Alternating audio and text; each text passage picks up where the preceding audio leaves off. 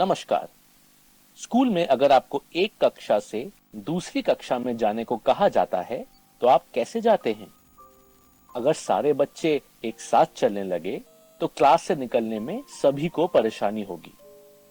इसलिए आपके टीचर आपको कहते हैं कि एक लाइन में या एक कतार में जाओ। आप अपने सहपाठियों के साथ लाइन कैसे बनाते हैं? एक के पीछे एक खड़े होकर, जिससे सब आसानी से क्लास से निकल पाते हैं। अगर आपको अपनी कॉपी में एक रेखा बनानी हो, तो आप कैसे बनाते हैं?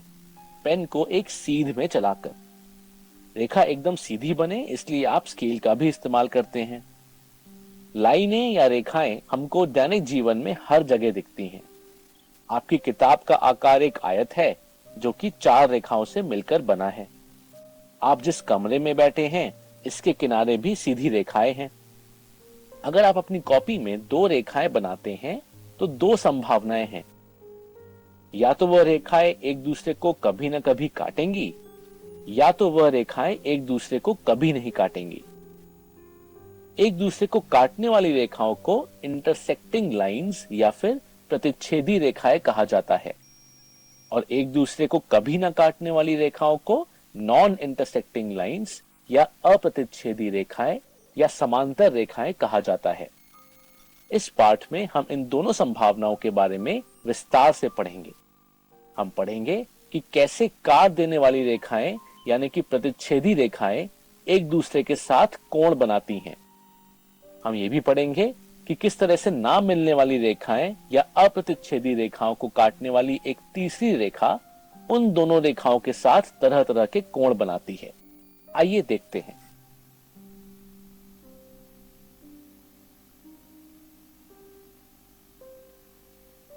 आपको बिंदु और रेखा के बारे में याद होना चाहिए, जो आपने पिछली कक्षा में पढ़ा था। चलिए इसे एक बार जल्दी से दोहरा लें। बिंदु क्या होता है? आपने पेंसिल से एक पेज पर एक छोटा सा चिन्ह बनाइए। ये चिन्ह एक बिंदु को दर्शाता है। आपकी पेंसिल की नोक एक बिंदु होती है। बिंदु बहुत ही सूक्ष्म होता है, उसकी कोई लंबाई और चौड़ाई नहीं होती है। हम बिंदु का माप नहीं ले सकते हैं। एक बिंदु को हम अंग्रेजी के बड़े अक्षर से दर्शाते हैं। जब हम 2 बिंदुओं को जोड़ते हैं, तो हमें एक रेखाखंड प्राप्त होता है। हमारी क्लास में जो चौक प्रयोग होता है, वह रेखाखंड को दर्शाता है। आपने ट्यूबलाइट तो अवश्य देखी होगी। एक ट्यूबलाइट के 2 अंत बिंदु होते हैं और यह एक रेखाखंड को प्रदर्शित करते हैं। जब हम 2 बिंदुओं को जोड़ते हैं, तो हमें एक रेखाखंड प्राप्त होता है। बिंदु A और B से बनी रेखा को हम AB लिखते हैं। एक रेखाखंड के 2 अंत बिंदु होते हैं और इसे अंग्रेजी के बड़े अक्षर से दर्शाते हैं। एक रेखाखंड के दोनों अंत बिंदुओं को अनंत तक बढ़ाया जा सकता है। एक रेखाखंड जिसके दोनों अंत बिंदु अनंत पर हो, रेखा दर्शाती है। रेखा का कोई अंत बिंदु नहीं होता है। रेलगाड़ी की पटरियां रेखाओं के उदाहरण हैं। एक रेखा पर असंख्य बिंदु हो सकते हैं। रेखा का वह भाग जिसका सिर्फ एक अंत बिंदु हो, किरण कहलाता है। एक बिंदु से बहुत सी किरणें निकल सकती हैं। आपने बचपन में कुछ इस प्रकार का सूर्य का चित्र तो बनाया होगा।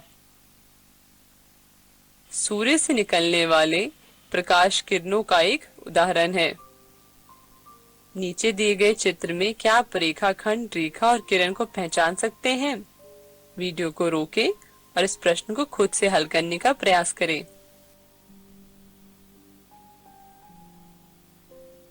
इसका उत्तर कुछ इस प्रकार है।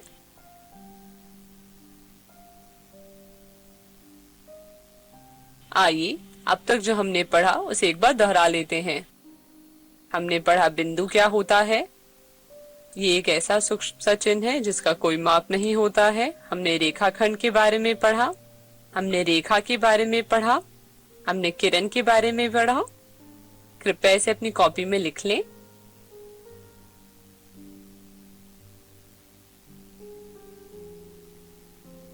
पिछली वीडियो में हमने देखा रेखा, रेखाखंड, बिंदु और किरण के बारे में। आइए अब हम प्रतिच्छेदी रेखाओं और अप्रतिच्छेदी रेखाओं के बारे में पढ़ते हैं। जब दो रेखाएं किसी एक बिंदु पर मिलती हैं तो उन्हें प्रतिच्छेदी रेखाएं कहते हैं। यहाँ रेखा PQ और RS बिंदु O पर मिलते हैं। दो प्रतिच्छेदी रेखाएं केवल एक ही बिंदु पर मिलती हैं। घड़ी की सुइयां प्रतिच्छेदी रेखाओं के समान होती हैं। उन रेखाओं के बारे में आप क्या कहेंगे जो आपस में कभी किसी बिंदु पर नहीं मिलते हैं? उन्हें अप्रतिच्छेदी रेखाएं या समांतर रेखाएं कहते हैं। क्या रेलगाड़ी की पटरियां समांतर रेखाओं के उदाहरण हैं? वीडियो को रोकिए और अपने दोस्तों के साथ चर्चा कीजिए।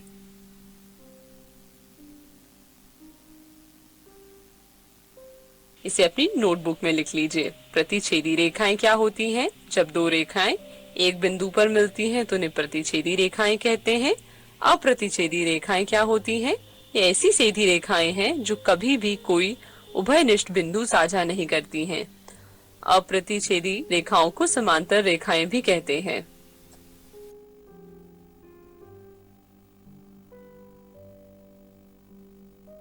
आइए अब तक जो हमने पढ़ा उस पर आधारित कुछ प्रश्न हल करें। निम्नलिखित चित्र में पहचानिए 5 बिंदु, 1 रेखा, 5 रेखाखंड और 4 किरण।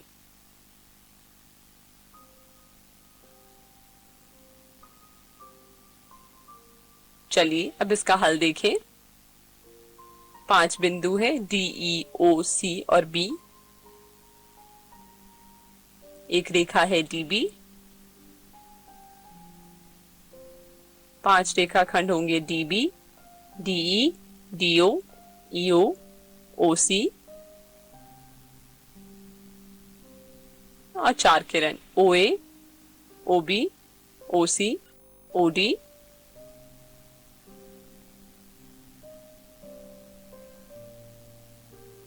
प्रतिच्छेदी रेखाओं के बारे में हमने पहले ही पढ़ लिया है। जब दो रेखाएं एक बिंदु पर मिलती हैं तो उन्हें प्रतिच्छेदी रेखाएं कहते हैं। दो रेखाओं के प्रतिच्छेदन से हमें एक बिंदु प्राप्त होता है। यह बिंदु एक कोने पर है। कोण रेखाओं के प्रतिच्छेदन बिंदु पर बनता है। जब दो किरण एक उभयनिष्ठ बिंदु से निकलती है तो उससे भी कोणों की रचना होती है। यहाँ कोण बनने वाली दो किरणें हैं OA और OB। उभयनिष्ठ बिंदु जहां पर कोण बनता है शीर्ष कहलाता है। आइए दैनिक जीवन में कोणों के कुछ उदाहरण देखें। घड़ी की दो सुइयों के बीच भी कोण बनता है। कैंची में भी कोण बनता है। हॉकी स्टिक में भी कोण बनता है। हमारे आसपास भी कोणों के बहुत से उदाहरण हैं। चलिए अब कोणों के नाम लिखना सीखें। हम दो रेखाओं के बीच बने कोण का नाम उन रेखाओं पर स्थित बिंदुओं से रखते हैं। हम प्रत्येक रेखा पर एक बिंदु और उनके बीच शीर्ष बिंदु को लेते हैं। उदाहरण स्वरूप चित्र में दिए गए कोण को POQ लिखते हैं, जहां P और Q क्रमशः रेखा OP और OQ पर दो बिंदु हैं और O एक शीर्ष बिंदु है। कोण के नाम से पहले प्रयोग किया जाने वाला चिन्ह यह है, इसलिए हमें कोण POQ नाम प्राप्त होता है।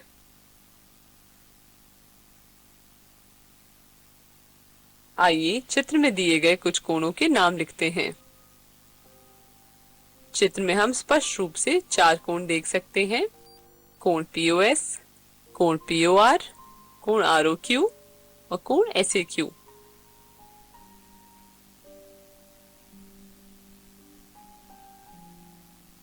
न्यून कोण 90 डिग्री से छोटे कोण को न्यून कोण कहते हैं। उदाहरण नीचे दिया गया कोण X एक न्यून कोण है। न्यून कोण याद करने का सबसे अच्छा तरीका है अंग्रेजी का बड़ा अक्षर A। अक्षर A में आप एक न्यून कोण को देख सकते हैं। जब आप अपने हाथ दिए गए चित्र के अनुसार उठाते हैं तो न्यून कोण बनता है। आपकी उंगलियों के बीच में भी न्यून कोण बनता है। आइसक्रीम के कोन में भी एक न्यून कोण होता है। अब हम न्यून कोण के और उदाहरण देखते हैं। जैसे कि आप देख सकते हैं, दिए गए कोण में एक 62 डिग्री का कोण बन रहा है, यहाँ 48 डिग्री का कोण बन रहा है, या 71 डिग्री का कोण बन रहा है। तो ये सब न्यून कोण के उदाहरण हैं। समकोण। समकोण एक ऐसा कोण होता है जिसका माप 90 डिग्री होता है। नीचे चित्र में दिया गया कोण समकोण है। अब हम अपने आसपास के समकोण के उदाहरण को देखते हैं। आपने सुबह व्यायाम करते समय अपने हाथों से समकोण बनाया होगा। जब घड़ी में 9 बज रहे होते हैं तो उसकी सुइयां भी आपस में समकोण बना रही होती है। एक चौकोर बिस्किट के किनारे आपस में समकोण बनाते हैं। आइए अब कुछ और चित्रों से समकोण को समझते हैं।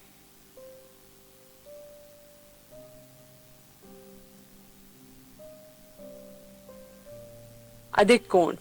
अधिक कोण एक ऐसा कोण होता है जिसका माप 90 डिग्री से अधिक हो और 180 डिग्री से कम हो। उदाहरण के तौर पे नीचे दिया हुआ कोण x एक अधिक कोण है। किसी पंखे की 3 पत्तियां परस्पर एक दूसरे के साथ अधिक कोण बनाती हैं।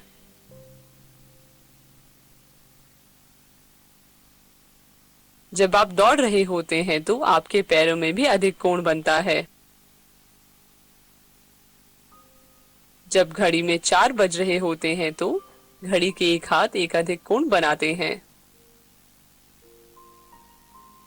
आइए अब हम अधिक कोण को समझने के लिए कुछ और चित्र देखें।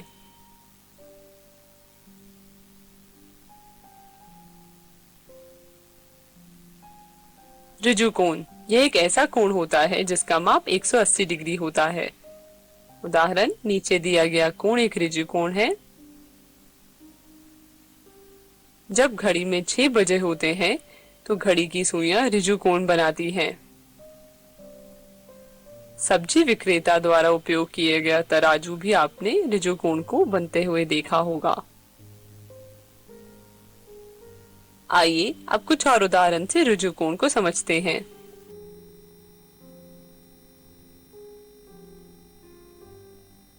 प्रतिवर्ती कोण एक ऐसा कोण होता है जिसका माप 180 डिग्री से अधिक लेकिन 360 डिग्री से कम होता है। उदाहरण नीचे दिया गया कोण x एक प्रतिवर्ती कोण है। इस चित्र में घड़ी की सुइयां प्रतिवर्ती कोण बना रही हैं। घर के छत ऊपर की ओर से एक प्रतिवर्ती कोण बनाते हैं। आइए अब हम प्रतिवर्ती कोण के कुछ और चित्र देखें।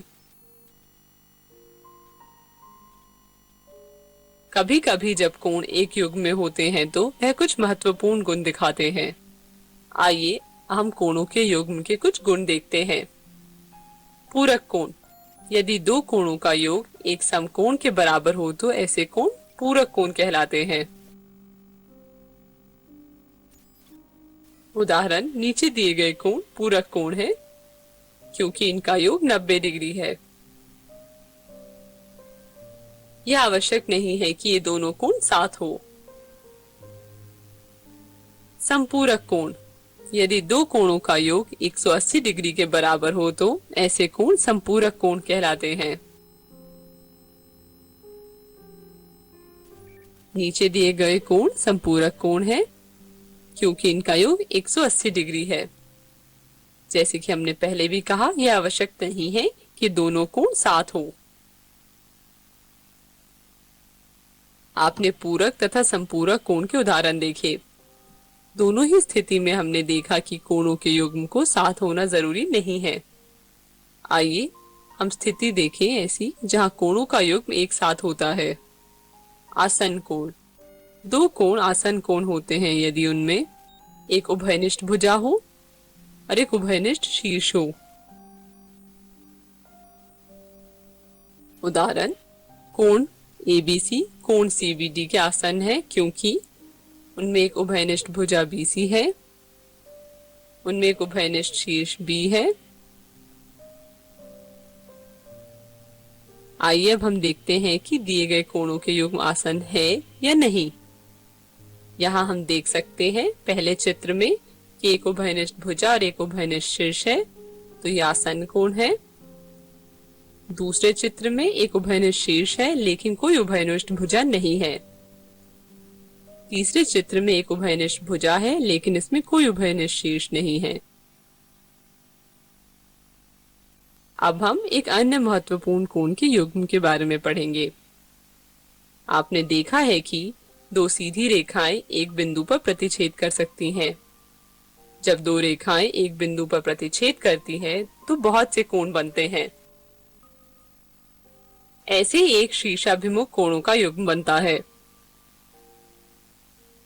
जब दो रेखाएं परस्पर एक दूसरे को एक बिंदु पर प्रतिच्छेदित करती है तो शीर्षाभिमुख कोण बनते हैं। जैसे कि आप देख सकते हैं इस चित्र में, यहाँ कोण POS और कोण ROQ शीर्षाभिमुख कोण है। इसी तरह कोण ROP और कोण QS भी शीर्षाभिमुख कोण है। यदि आसन कोण वे भुजाएं जो उभयनिष्ठ नहीं है आपस में एक सीधी रेखा बनाती हैं तो वे रैखिक युग्म बनाती है। उदाहरण, कोण X और Y कोणों का एक रैखिक युग्म बनाते हैं।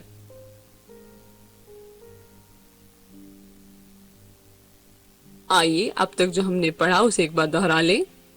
हमने विभिन्न प्रकार के कोणों के बारे में पढ़ा, जिसमें हमने न्यून कोण, समकोण, अधिक कोण, ऋजु कोण, प्रतिवर्ती कोण के बारे में पढ़ा।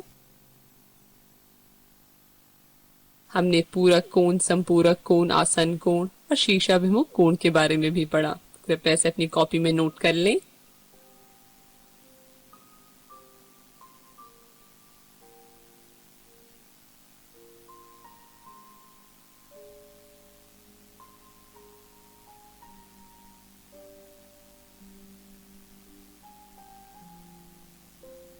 चलिए अब तक जो हमने पढ़ा है उस पर आधारित कुछ प्रश्न हल करें। निम्नलिखित कोणों के युग्मों के लिए ज्ञात कीजिए कि ये पूरक है या संपूरक। यदि इनमें से कोई भी नहीं है तो उसके लिए कोई नहीं लिखिए। इसे अपनी कॉपी में लिखें और इस प्रश्न को खुद से हल करने का प्रयास करें।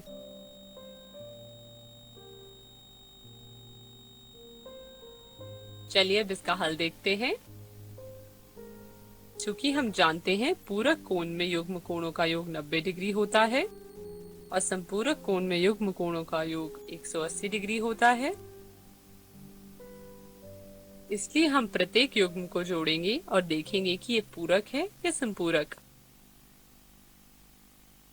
आइए पहले युग्म कोण से प्रारंभ करते हैं। 45 और 35 डिग्री का योग 80 डिग्री होता है, तो इन दोनों में से कोई नहीं है। दूसरे भाग में 48 और 42 डिग्री का योग 90 डिग्री होता है, इसलिए यह पूरक कोण है। तीसरे भाग में 25 डिग्री और 65 डिग्री का योग 90 डिग्री होता है, इसलिए यह पूरक कोण है। चौथे भाग में 115 डिग्री और 65 डिग्री का योग 180 डिग्री होता है, इसलिए यह संपूरक कोण है। पांचवें भाग में 145 डिग्री और 45 डिग्री का योग 190 डिग्री होता है, इसलिए ये दोनों में से कोई नहीं है। छठे भाग में 53 और 135 डिग्री का योग 188 डिग्री होता है, इसलिए ये इन दोनों में से कोई नहीं है। कृपया इस उत्तर को अपनी कॉपी में लिख लें।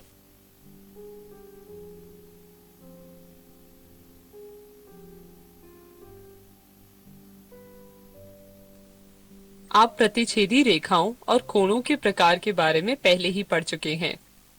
जब दो रेखाएं एक दूसरे को प्रतिच्छेदित करती हैं, तो उनसे बनने वाले विभिन्न कोणों के बारे में जानते हैं। आइए देखते हैं कि जब कोई किरण किसी रेखा पर स्थित हो,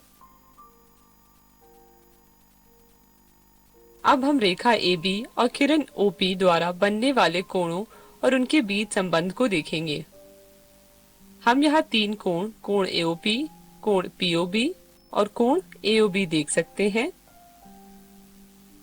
हम कोण एओबी को कोण एओपी और कोण पीओबी के योग के बराबर लिख सकते हैं, क्योंकि कोण एओपी और कोण पीओबी आसन कोण हैं। तो हम लिख सकते हैं कोण एओबी बराबर कोण एओपी प्लस कोण पीओबी। क्योंकि AB एक सीधी रेखा है, इसलिए कोण एओबी का माप 180 डिग्री होगा, इसलिए हम इसे इस प्रकार लिख सकते हैं, अर्थात कोण एओपी प्लस कोण पीओबी बराबर है 180 डिग्री के। अब हम निम्नलिखित अभिगृहित को स्पष्ट कर सकते हैं। अभिगृहित 1, यदि एक किरण एक रेखा पर खड़ी हो तो इस प्रकार बने दोनों आसन कोणों का योग 180 डिग्री होता है और ये दोनों आसन कोणों का एक रैखिक युग्म बनाते हैं। क्या हम कह सकते हैं कि इसका विलोम भी सत्य होगा, जो कि है यदि दो आसन कोणों का योग 180 डिग्री है तो एक सीधी रेखा पर स्थित होंगे। दो कोण जिनका योग 180 डिग्री हो की रचना करके और उनके अउभयनिष्ठ भुजाओं के अनुदिश एक पटरी रखकर हम इसको सत्यापित कर सकते हैं। हम देखेंगे कि ये दोनों कोण एक सीधी रेखा पर स्थित है। इस चित्र में 125 डिग्री प्लस 55 डिग्री बराबर है 180 डिग्री के और ये भी एक सीधी रेखा है। अब हम निम्नलिखित अभिगृहित को स्पष्ट कर सकते हैं। अभिगृहित 2, यदि दो आसन कोणों का योग 180 डिग्री है तो उनकी अउभयनिष्ठ भुजाएं एक रेखा बनाती हैं। इन दोनों अभिगृहितों को मिलाकर रैखिक युग्म अभिगृहित कहते हैं। आपने पिछली कक्षा में पढ़ा होगा कि शीर्षाभिमुख कोण बराबर होते हैं। आइए अब हम कोणों के रैखिक युग्म के गुण का प्रयोग करके इस कथन का सत्यापन करें। अब हम एक स्थिति देखेंगे जब दो रेखाएं एक दूसरे को प्रतिच्छेद करती हैं। अभिगृहित 1 के द्वारा हम रेखा PQ के लिए लिख सकते हैं कोण POS प्लस कोण SOQ बराबर 180 डिग्री के, इसे पहला समीकरण माने। और रेखा RS के लिए हम लिख सकते हैं कोण ROP प्लस कोण POS बराबर है 180 डिग्री के, इसे दूसरा समीकरण माने। समीकरण 1 और 2 से हम लिख सकते हैं कोण POS प्लस कोण SAQ बराबर है कोण ROP प्लस कोण POS के। दोनों तरफ कोण POS को काटने पर हमें मिलेगा कोण SOQ बराबर कोण ROP, इसे A समीकरण माने। इसी प्रकार RS के लिए हम लिख सकते हैं कोण ROQ प्लस कोण QS बराबर है 180 डिग्री के, इसे तीसरा समीकरण माने। PQ के लिए कोण POS प्लस कोण QS बराबर है 180 डिग्री के, इसे चौथा समीकरण माने। समीकरण 3 और 4 से हमें मिलेगा कोण ROQ प्लस कोण QS बराबर है कोण POS प्लस कोण QS के। यहाँ हम QS को दोनों तरफ से काट देंगे तो हमें मिलेगा कोण ROQ बराबर है कोण POS के, इसे B समीकरण मानते हैं। समीकरण और A और B से हम देख सकते हैं कि कोण SOQ बराबर है कोण ROP के और कोण ROQ बराबर है कोण POS के। अब हम ज्ञात परिमाणों में से एक महत्वपूर्ण प्रमेय को स्पष्ट करेंगे। प्रमेय 1, यदि दो रेखाएं परस्पर प्रतिच्छेद करती हैं तो शीर्षाभिमुख कोण बराबर होते हैं। कृपया इसे अपनी कॉपी में लिख लें।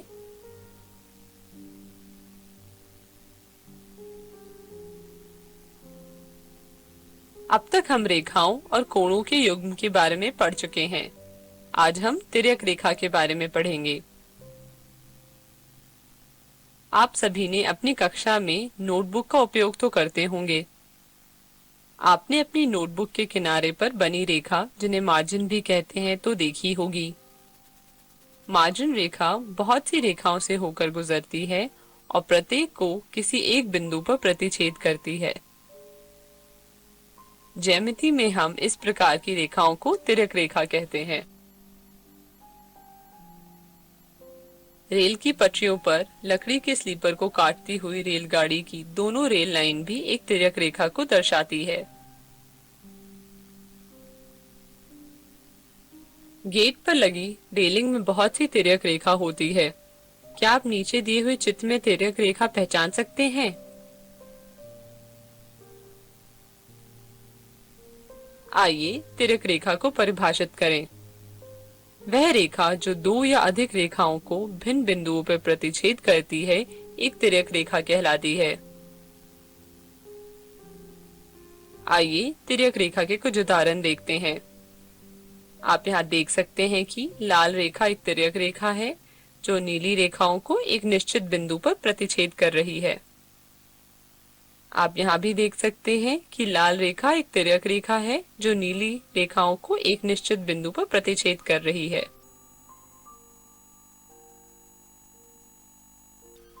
क्या आपको याद है कि जब दो रेखाएं परस्पर प्रतिच्छेद करती है तो उनके कोणों पर कोण बनते हैं? इसी तरह एक तिर्यक रेखा भी बहुत से कोण बनाती है जब वो किसी रेखा को प्रतिच्छेद करती है। आइए देखें कि जब एक तिर्यक रेखा दो रेखाओं पर प्रतिच्छेद करती है तो किस प्रकार के कोण बनते हैं। प्रत्येक प्रतिच्छेदन बिंदु पर 4 कोण बनते हैं जिन्हें आप चित्र में स्पष्ट रूप से देख सकते हैं। हम इन्हें 1, 2, 3, 4, 5, 6, 7, 8 इस प्रकार के नाम दे सकते हैं। आइए यहाँ विभिन्न प्रकार के बने कोणों के बारे में पढ़ते हैं। एकांतर अंतःकोण दोनों रेखाओं के अंदर की ओर होते हैं और तिर्यक रेखा के विपरीत दिशा में होते हैं। इस चित्र में कोण 4 और कोण 6 दोनों रेखाओं के अंदर की ओर और तिर्यक रेखा के विपरीत दिशा में है, इसलिए ये एकांतर अंतःकोण है। इसी तरह कोण 3 और कोण 4 भी एकांतर अंतःकोण है। एक ही ओर के अंतःकोण दोनों रेखाओं के अंदर की ओर और तिर्यक रेखा के एक ही ओर होते हैं। इस चित्र में कोण 3 और कोण 6 दोनों रेखाओं के अंदर की ओर और तिर्यक रेखा के एक ही ओर है, इसलिए कोण 3 और कोण 4 एक ही ओर के अंतःकोण हैं। इसी तरह कोण 4 और कोण 5 तिर्यक रेखा के एक ही ओर के अंतःकोण हैं। तिर्यक रेखा के एक ही ओर के अंतःकोणों को क्रमागत अंतःकोण या संबंधित कोण या सह अंतःकोण भी कहा जाता है। एकांतर बाह्य कोण दोनों रेखाओं के बाहर की तरफ और तिर्यक रेखा के विपरीत तरफ में स्थित होते हैं।